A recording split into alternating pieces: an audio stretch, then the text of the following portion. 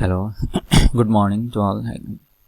So, in your skywave propagation, in radio communication, skywave wave refers to the propagation of the radio waves reflected or refracted back towards Earth from the ionosphere, an electrically charged layer of the upper atmosphere. Since it is not limited by the curvature of the Earth, skywave propagation can be used to communicate beyond the horizon and in interconnectional distances, and it is mostly used in the shortwave frequency band. So totally this wave propagation dependent upon the ionospherical charges, and it is not limited by the curvature of the earth in the ground wave propagation. So skywave propagation can be used to communicate beyond the horizon and at interconnectional distances. So ionosphere generally is responsible for this type of communications. So next is what is the advantage of skywave propagation, and as it utilizes reflective property of ionosphere available above the earth at higher frequencies.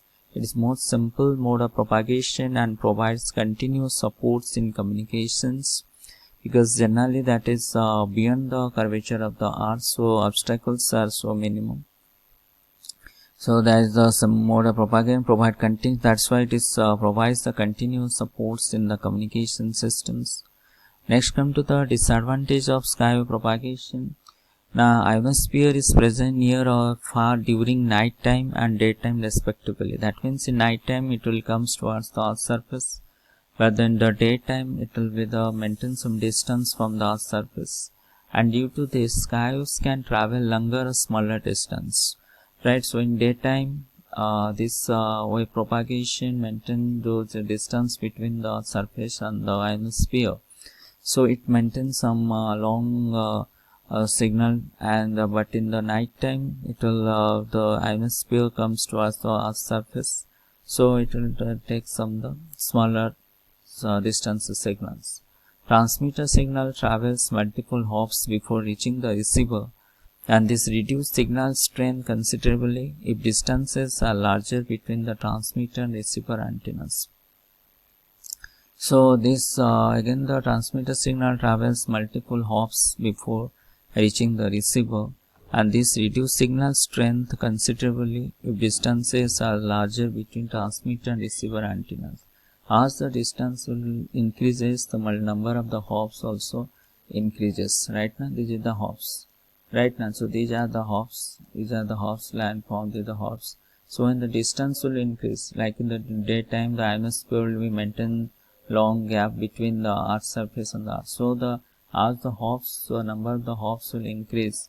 That means the signal will be the losses, or signal strength will be losses. These are the disadvantage point of the skywave propagation. Next is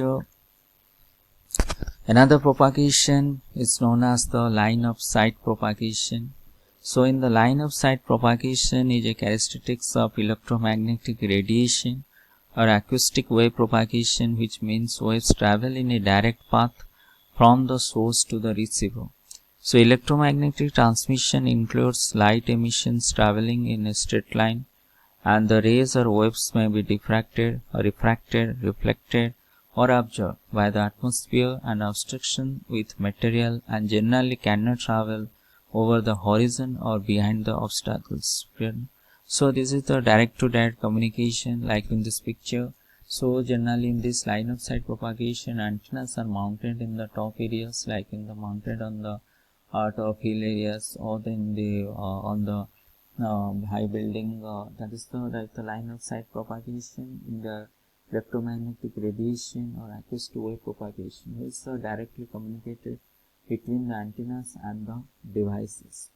So that in the light emissions from the electromagnetic transmission includes light emissions traveling in a straight line. This is a straight line communication, that means no obstacles.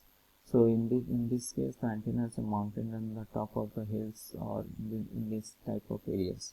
So in this, rays or waves may be diffracted. This follows the properties of diffraction, refraction, reflection, or absorbed by the atmosphere and obstruction with material, and generally cannot travel over the horizon or behind the obstacles. So these are about the propagation. So there are three types of propagation. One is your ground wave propagation, second is the sky wave propagation, third one is your line of sight propagation.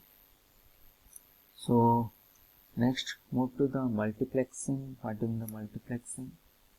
In telecommunication and computer networks, multiplexing sometimes is contracted to muxing and is a method by which multiple analog or digital signals are combined into one signal over a shared medium. The aim is to share a scarce resource. For example, in telecommunications, several telephone calls may be carried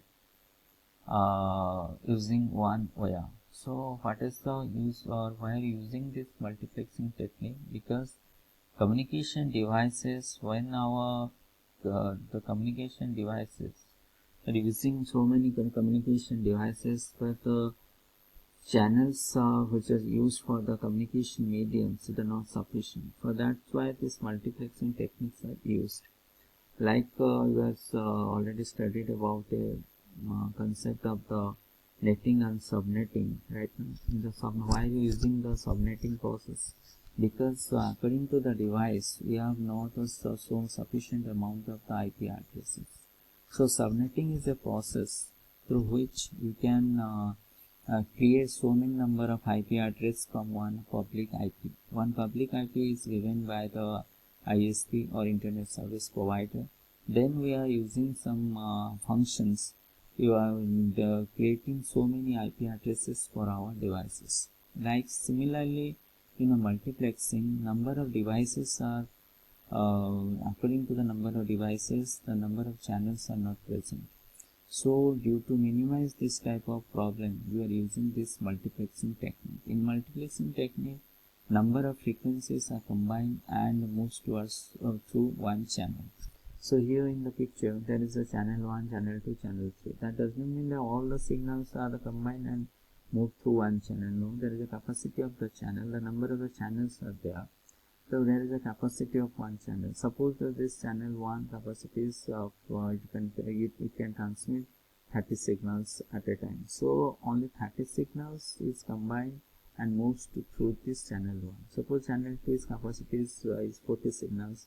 That means only 40 signals will combine and then will move through this channel 2. And suppose channel 3's capacity is 50 channels can move through that at a time.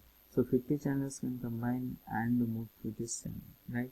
The other end, that means in the receiver end, again it is demultiplex. That means it will separate into number of the signals and moves towards the required devices. So that is the multiplexing techniques. Okay?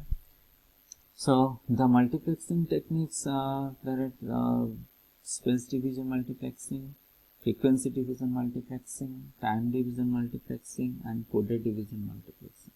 So these are 4 types of multiplexing techniques are there. Again I am repeating, first in the space division multiplexing, frequency division multiplexing, and your time division multiplexing, and coded division multiplexing. So first you are known as the space division multiplexing. In the space division multiplexing, SDM means division of available space so that multiple sources can access the medium at the same time.